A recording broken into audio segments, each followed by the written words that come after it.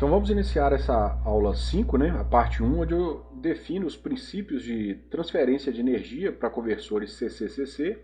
Então basicamente a gente vai entender como que através de uma chave, né, a gente pode elevar e reduzir a tensão. Na parte 2 dessa aula, que é o próximo vídeo, eu vou entrar falando mais sobre os conversores Buck Boost e Chuck. Então, este material se refere ao capítulo 5 do livro do Rashid, que é o nosso livro texto, né? Então, depois vocês podem fazer a leitura, né? E vou fazer uma introdução rápida, né, sobre o que é os conversores CC-CC, o que são, né? Então, em muitas aplicações industriais, é necessário converter uma fonte de tensão CC fixa em uma variável. Então, por exemplo, você pode ter 12 volts fixo e você gostaria de ter, por exemplo, 24 volts. Então você poderia utilizar uma fonte, né, CC, para fazer a elevação dessa tensão, né? E um conversor CC ele converte diretamente, né, CC em CC, por isso ele é chamado, né, de conversor CC. Então podemos falar conversor CC-CC, mas é mais comum você ouvir a expressão conversor CC. E um conversor CC ele pode ser considerado equivalente CC de um transformador CA, com uma relação de Spira continuamente variável. Então, por que disso? Num transformador CA, você, através do número de espiras de entrada e de saída, você consegue fazer uma relação com a tensão. Então, se você diminui o número de espiras do secundário em relação ao primário, você reduz a tensão. O conversor CC-CC ele tem uma função parecida, só que aqui nós estamos falando, né, não necessariamente de espiras. Então a gente pode estar utilizando, por exemplo, chaves, né, pode ser MOSFET, IGBT, né, que a gente já viu nos vídeos anteriores, para poder fazer essa transformação de CC para CC. Assim como o transformador, né, ele pode ser usado para baixar ou elevar uma fonte de tensão CC. Ok. Então vamos falar um pouco mais, né? Então aqui inicialmente eu preciso, né, de uma tensão CC. E aqui eu vou ter uma tensão CC de saída. Imaginando que aqui for 20 volts e a saída for 40, seria um conversor elevador. Se aqui for 20 volts e aqui a saída for 10, é um conversor abaixador, né? Então essas palavras elevador e abaixador também são muito comuns em conversores CC-CC.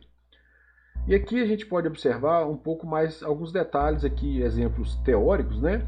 Como que ficaria uma tensão de saída. Então quando a gente fala que uma fonte tem uma tensão de saída, por exemplo, de 12 volts, não quer dizer que a tensão é 12 volts constante. Quer dizer que o valor médio daquela fonte é 12 volts. Se você pegar o sinal de saída aqui no osciloscópio, você vai observar que existe um ripple, né? Pode ser maior ou menor dependendo da qualidade da fonte. Então isso é muito importante, porque às vezes duas fontes, uma é muito mais cara que a outra, geralmente a mais cara ela tem um ripple aqui de tensão muito menor, ou seja, estará muito mais próximo do valor médio, mas as duas têm o mesmo valor médio, só que uma com ripple maior e a outra com ripple bem mais próximo do valor. Então isso influencia muito no preço da fonte. E aqui é muito importante entender esse primeiro exemplo de corrente aqui, porque observe essa corrente, ela fica no IP, um determinado valor, e zero durante um determinado tempo. Então fica em IP durante um determinado tempo e fica em zero durante um determinado tempo. Então qual é o valor da corrente? Não é nem P nem zero, é um valor médio. Por isso que o conceito de valor médio é muito importante entender. Então a gente sempre vai falar do valor médio dessa corrente. E para isso a gente vai ter que ir trabalhando com o valor de integral, né, do sinal num determinado período de tempo. Então aqui a gente teria que resolver integral 1 de 0 até esse período, e integral 2 daqui até o segundo período, ela vai dar zero porque o sinal ficou em zero. Mas então sempre eu falo da corrente média. Então se eu vou falar que a corrente média é 10 amperes, não quer dizer que a corrente fique em 10 amperes o tempo todo. Pode ser que tenha um ripple em torno de 10 amperes. Ok? Então, pensando agora então nesse primeiro conversor, né? Então a gente tem uma fonte de entrada VS e eu quero uma tensão de saída aqui V0, né? Então em cima de uma carga resistiva, porque fica mais fácil a análise. Ou seja, quando eu fecho essa chave, eu tenho a tensão VS, né? Considerando que a chave é ideal, eu tenho a tensão VS em cima do resistor. Quando eu faço a abertura dessa chave, eu tenho a tensão zero, ok? Então, qual que é o valor da tensão V0? É o valor médio, né, considerando o tempo T1 e o tempo T2. Né? Neste intervalo é zero, então a integral vai dar zero, e aqui vai dar Vs. Então eu tenho que dividir, né, pelo período. Né? Então é assim que eu vou obter o valor médio. A corrente, como é uma carga resistiva, é Vs sobre R, né? Então vai estar em fase com a tensão. Então também é bem tranquilo para calcular a corrente média neste conversor, ok? E neste ponto é importante a gente definir um conceito chamado ciclo de trabalho, ou Duty Cycle. Então o ciclo de trabalho, o Duty Cycle, ele varia de 0 a 100%. O que seria zero? Se essa chave ficasse sempre aberta. Se ela ficar sempre aberta, a tensão vai ser sempre zero. Ou seja, o T1 é igual a zero. Então dizemos que o Duty Cycle é zero, 0%. 0% de quê? Do tempo, né? Do tempo, do período aqui, né? Da onda. Se essa chave ficar o tempo todo fechada, né? Ou seja, T1 vai ficar até o final do período T e aqui vai continuar um novo T1. Começa um novo período T e a chave continua ligada. Ou seja, dizemos que o Duty Cycle, né, ou ciclo de trabalho, é 100%. Ou seja, a chave está sempre fechada. Na vida real, é lógico que é muito difícil trabalhar ou em 0 ou em 100%. Geralmente a gente vai estar modulando, né, ligando e desligando essa chave para termos um valor médio desejado, ok? Mas é muito importante agora entender esse conceito de Duty Cycle. Para entendermos como o exemplo anterior funciona, é como se aquela chave, né, que pode ser um transistor ou um IGBT, né, ela funcionasse como uma resistência variável. O que isso quer dizer? Quer dizer que se aquela chave está sempre aberta, ou seja, o Duty Cycle é igual a zero, é como se a impedância daquela chave fosse infinito. Por quê? Não passa tensão nenhuma para a resistência, né? Então, a impedância da chave é infinita. Se a gente deixar a chave sempre fechada, o Duty Cycle é igual a 100%, a resistência efetiva vai ser igual à resistência da carga, a própria resistência. Ou seja, aqui vai dar 1, né, que seria a própria resistência que eu tenho na carga, ok? Caso o meu Duty Cycle fosse 50%, o que quer dizer? Quer dizer que o valor médio da tensão na carga vai ser 50% da tensão de entrada. Isso quer dizer que a minha resistência da chave é como se ela fosse igual à resistência da minha carga.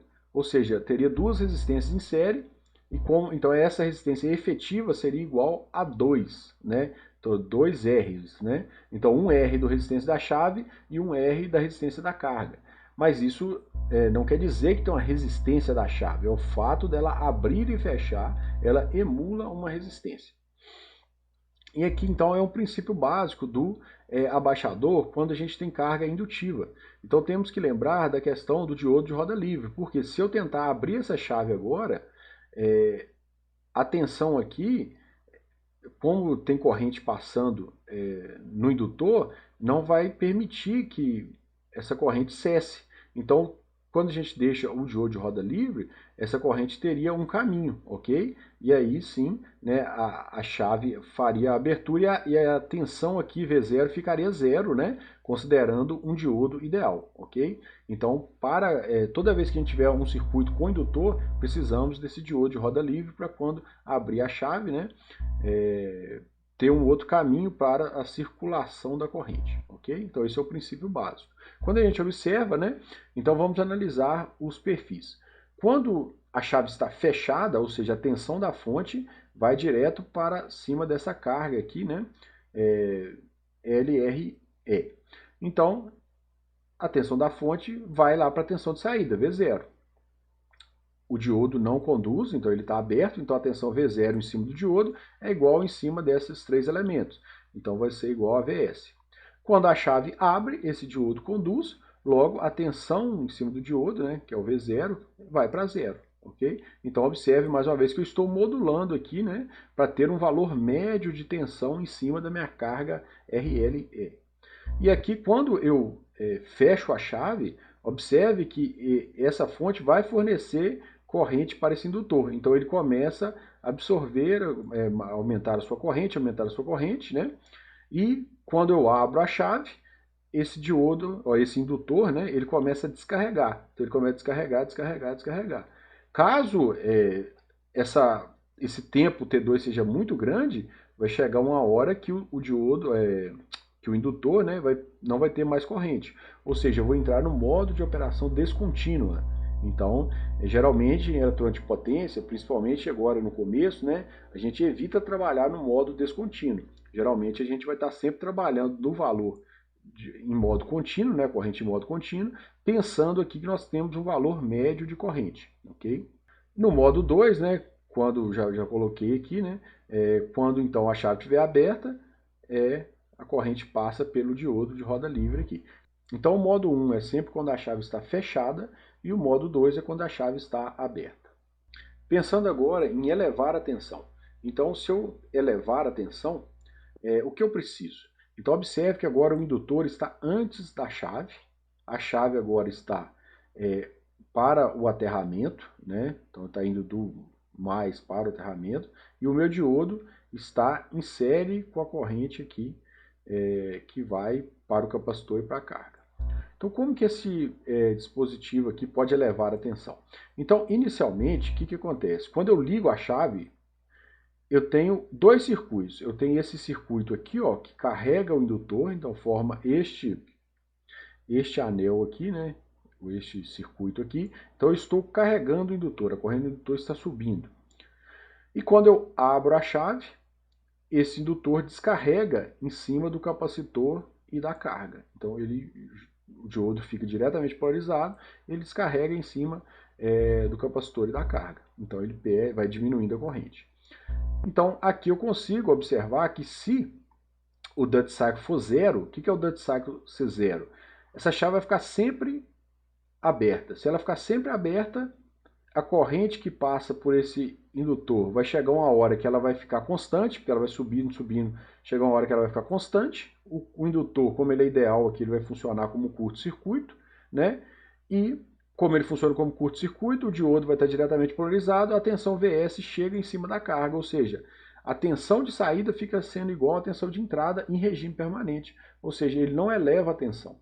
Mas então é o mínimo de tensão que eu posso ter num conversor desse, considerando que ele é ideal, considerando que não tem queda de tensão, é tensão de saída igual a tensão de entrada.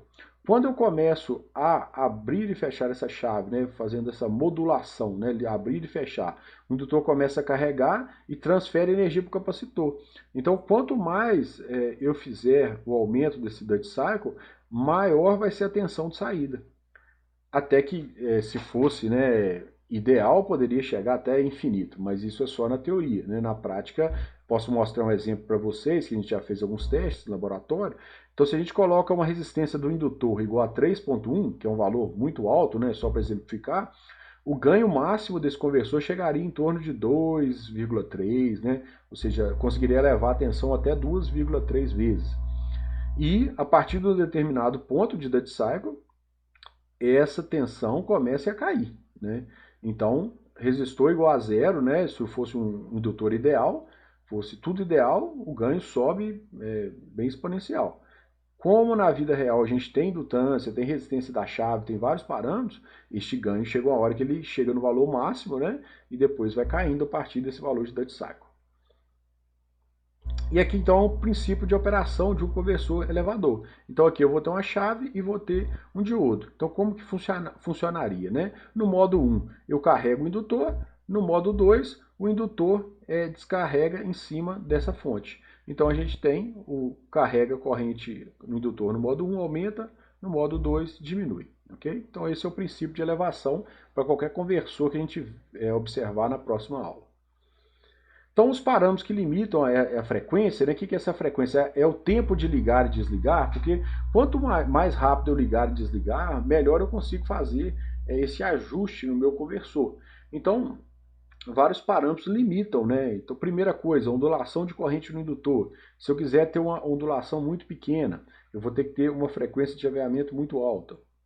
A frequência máxima de chaveamento. Então, geralmente, se eu for trabalhar com PIC, por exemplo, um microcontrolador PIC, ele tem uma frequência máxima que eu consigo usar o PWM dele, né? Se eu for trabalhar com DSP, por exemplo, ele já tem uma frequência mais alta. Mas todos os processadores têm um limite da frequência, né, que eu consigo ligar e desligar. Condição para corrente contínua ou descontínua. Então, quer dizer, se eu tenho que trabalhar em modo contínuo, né, eu não posso deixar a corrente para zero. Então, a frequência de chaveamento vai ser muito importante. O valor mínimo do indutor para manter a corrente nele contínua. Então, o indutor geralmente é um componente um pouco caro. Então, para manter no modo contínuo, às vezes o indutor vai ter que ser um pouco maior. Então, tem que refletir sobre isso.